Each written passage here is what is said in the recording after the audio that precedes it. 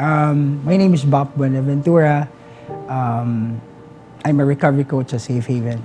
Actually, five mi ka siblings, no? And ako, dito gid mi sa Bohol nga na unsa ni na nagdako ikan kinder hantod ko grade 3. Kaya akong father was a detail man sa isa ka drug company. So that's why we were brought there. Di paskwela mi og a Christian school, the Holy Spirit School. I don't know nga after grade 3 nabalhin ko sa Cebu. Maybe siguro wala na kay ka paskwela kong father. So nabalhin ko dire. And then gipaskwela ko sa iyang sister. It's yung ilang eldest brother niya. So I was left alone. I was left unsupervised. Actually, when growing up, one would go up. Ang father was a disciplinarian. So every time there was na yung mga traumatic experience when I was a kid. Kaya grabe man kayo makadisiplina akong father. So more so, when pag-ari na ako dire, pag grade 4 na ako, I was left unsupervised yun. So, tanan, sugod na kong inom man na. Mga tulo siguro ka, or 3 ka book. Mga tulo ka glass lang shots of kanang beer. And then right after, magkita na kong porn, kanang may nga I was 10 years old. I was 10 years old back then. You started drinking at 10? Drinking at 10. After that, kanang nabalhin na sad ko sa sister sa akong father. So, napasan siguro sa lain. Muna to kay wala man siya wala siya kid. So, ako yung himong anak-anak. So, madyungiram to akong mami. So, every time nga magmadyong siya, he wants me to light a cigarette. So every time mag-light kong cigarette, magkuha sa kog ako. So diha, nagsugod na ko ka ng sigarilyo. Grade 5 na ko, that was 11 years old. And 11 years old, sigarilyo na ko. With the consent of your... No, not one with consent with my kuan, kanang auntie or tita. But the mere fact nga, palight ko og kuan, diyan ako started nga awat, sigarilyo. And then right after, diyan ako nagsugod, nag-rugby na ko kay akong mga neighbors dito kay mga 16 years old muna ako niya tawgon ko nila. I was left unsupervised good. But right then, where to siya guan kinami stages of addiction. Stage of addiction was first is kanang experimentation. So nag-experiment pa ko. Nag-abot na ako sa high school, first year, second year high school. Dito na ko naka-ila-ila og ng classmate na ko gikan from Manila. And na-introduce ko og ng shabu. After which na-introduce ko shabu, dito na hinihinay. From experimentation down to kanang risk-taking.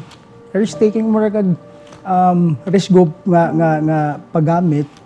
And then right after, na-abuse na nako when I was college. Nangita na ko glain na sad nga drugs. So that was injectables, Nubain.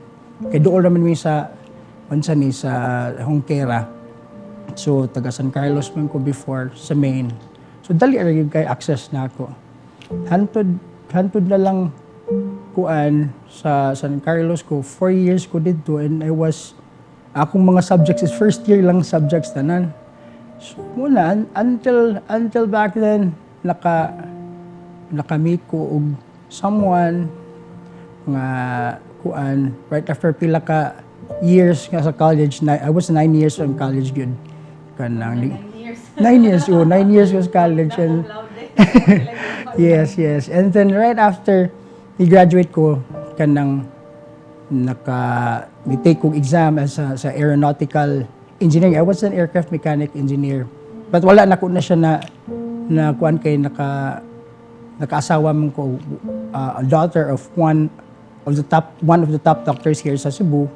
So mo to after sige lang kanang nahunong kog mga after 2 years siguro. Na after that nagkuan kog call center. Wala man ko'y work.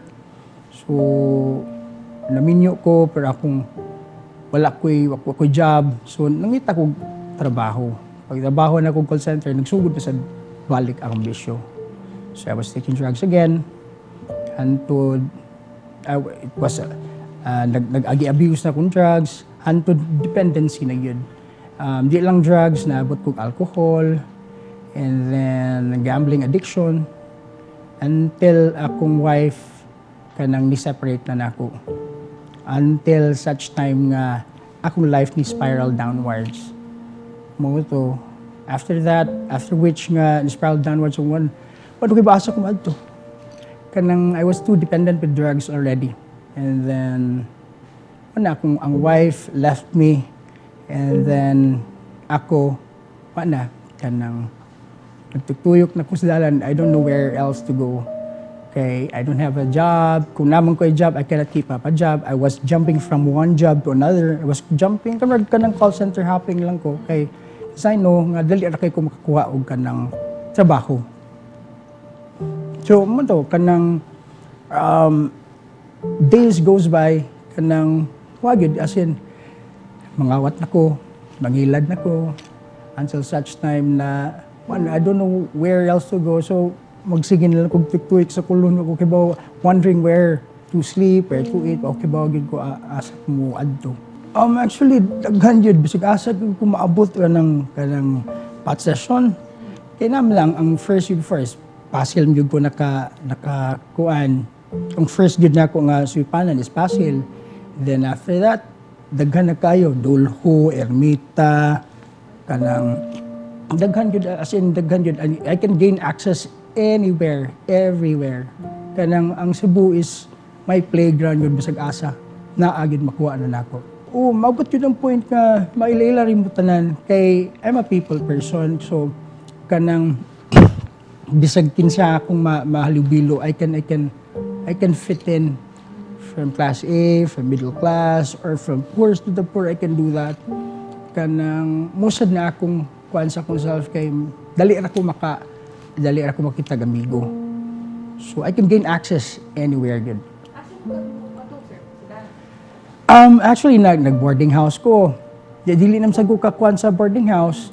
So magtik-tik ko skulon and then anak ko skulon sa asab. Kay naman ko yung mga friends nga mga barkada but wala gyud batod ni Pastor Bong 1 or 2 days lang siguro but for a week dili na sila they have their own lives to live. But right now, kanang, as in, gihuna-huna, yun ako, asa ko madto, naabot kong St. Peter's, kanang, adto matug, musud ko, adto mukaon kay, kanang bitang, musud ko kanang mga, like 6 o'clock, or 6:30, or 7 o'clock.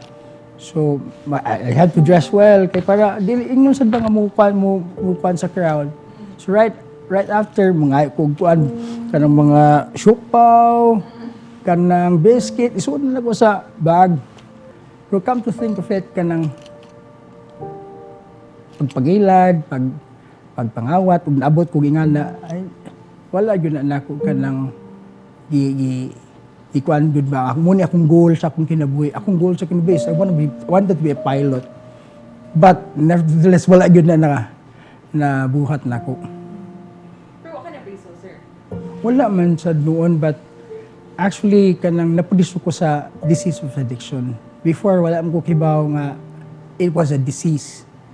I thought it was just a choice. Even people, they thought it was just a choice. Who would have choose to be an addict for 30 years? If I'm 10 years old, 42 years old na ko na unsa ni, na marag ni sober. So 2 years pa ko clean and sober for now. But kanang akong life karon there is a purpose yun. Kanang nakita na ko ang purpose yun. Before I was okay ba unsa purpose ang ginabuhi yun.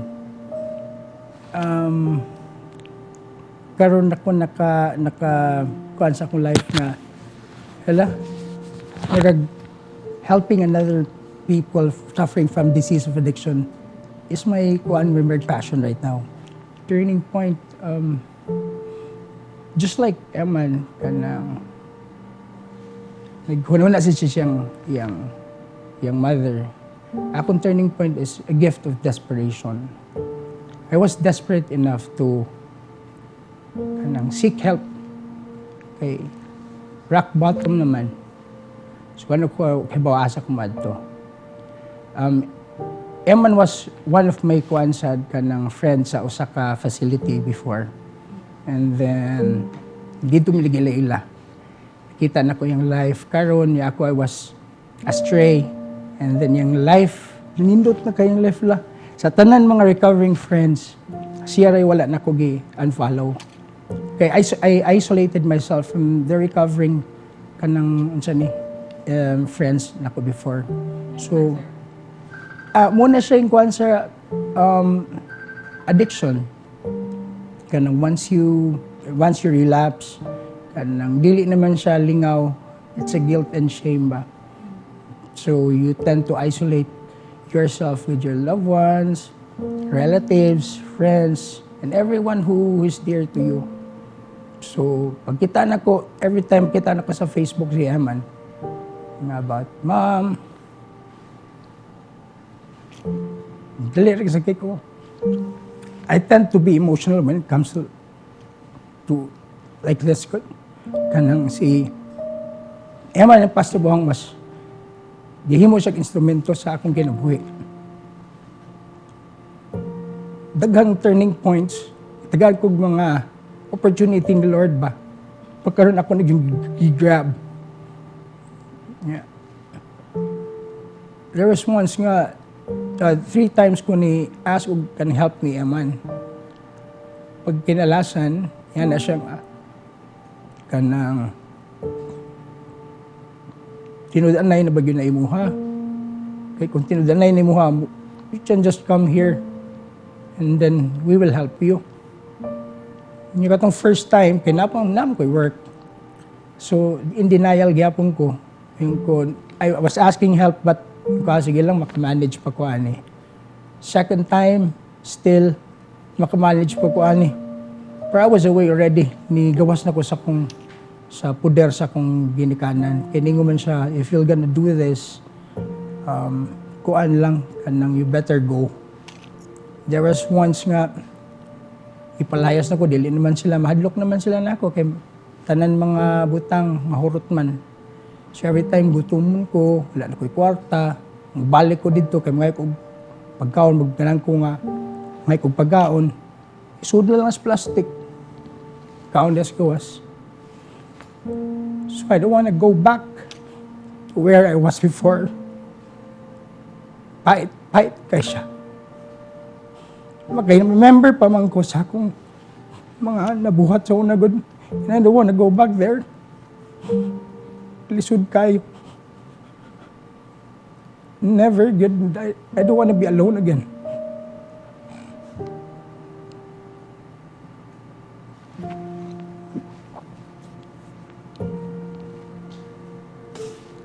I just want to be, akong parents napamano. Parents nilang, kuan ni Pastor Bong, wala na. Ni Emma niyang dad, wala na. Kita siya nga na-change siya. Yung dad, wala na. Like Pastor Bong said, nga yung mother, wala ka kita, mga unsa siya karon. But right now, I'm so lucky. Hanap pa sila karon. And I wanted them to be proud of me. Dagan kay opportunities, Lord, nga nagyatag na ko karon. It's a blessing I can help others. It's a blessing na gitagaan ko nila og kanang like Pastor Bong said nga you become kanang a blessing, not a burden, a solution ba, not a problem. So nindot siya nga paminawon. So ginihinin na ako karon abot ko diri wag kibaw nga nganong ingani dili kani interviews ingana I hate that, pero sila sa gitagara sa gyapon ko og kanang they afforded me of ingani nga gift di ay pwede rin ko mamaayo akong kinabuhi. So for those people nga they suffer right now sa disease of addiction, this is not a choice, it's a disease sa brain, it's a relapsing disease yun nga kinanglan you have to have a program. You have, ang first one is you need to accept or admit that you're powerless yun over addiction, over the behavior. Kay 10% man yun, sa tinabukan, 10% is ang pagsuyop, but 90% is the behavior itself. But there are causal factor, there are contributing factors nga nung naabot ko yung ani. Maybe not quite traumatic experience, but I don't have to tell this to myself nga, tungod nimo, na yung ani ko. Tungod nimo pa, di mo kulata sa una, yung ani ko. I'm already 42 years old. For crying out loud, pwede naman ka ma-change. And there is. Life indeed will get better yun if you want to change. So, I wanted to change yun. You need to accept and admit that powerless ka over addiction. Kanang you have to admit nga nakay problema. Kung dili ka ma-admit, you cannot move forward. You cannot change yun. Ganahan kay ko ma-change. Magkasip og suyop before, ganahan ka change. Magsip og hilak. Murag tripping na lang ba?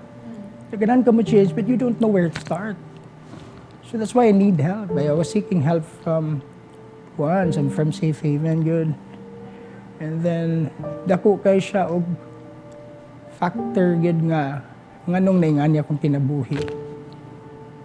For those people nga naapa didto, ganahan ko bitaw nga ma-change sila. Kanang napay hope yun. Napay hope. Samtang ako good, 10 years old, 30 years nga nagamit. Kanang daghan kay mga tao. Ganahan ko nga gamiton ko sa ginubitaw kay there. Namang kay kuan sa there's a stigma good from the general public that must be changed. Kanang it is the discriminatory belief that kanang all addicts are evil, hopeless, and deserve to die. But kanang the fear is understandable because when they hear the word addict, they immediately connect it to kanang pain, kasakit, crime, criminal, and violence. But everything nga ilang gispang street, tinuod man yun. Kaya mo, maabot man yun ka ng time violente ka, siya ngawat na ka, kanang crime ka na. Ako, naabot ako pang hold up. But I was not kanang brought up like this. Gikan gugkog, gikan sa kindergarten, high school, San Jose ko, college, San Carlos. Kanang values were taught, but the mere fact is, na-abuse lang akong drugs yun. Kaya kanang more gini, you can knock on Safehaven's door or gate, just like me. Kung man, kanang you ask help, you seek help. 3 things are good nga asa kang madto. Kung magsikag nga na, either jails, institutions, or death are good ka. Na, you don't wanna be, you don't wanna go to jail. Di sa kaganahan, mamatay lang ka, magtangag lang tutar sa imong baba. So, muna, for those people who are na nasa rock bottom karon, seek help. Seek help. We are here. We're here for you. Safehaven is here for you. Right now, I'm still a work in progress. Wala nang drugs, but still work in progress when it comes to my behavior. Napa ka ng anger, rage, napaghihapon siya kay 30 years sa imong life. Nang natanan ng mga binuang, the pain, the struggle, the battle is there. Napa, I'm still healing. I'm still a work in progress. Daghan pa kong buhatunon para sa akong self. I'm already 44 years old, but still I'm learning. I'm still learning every day.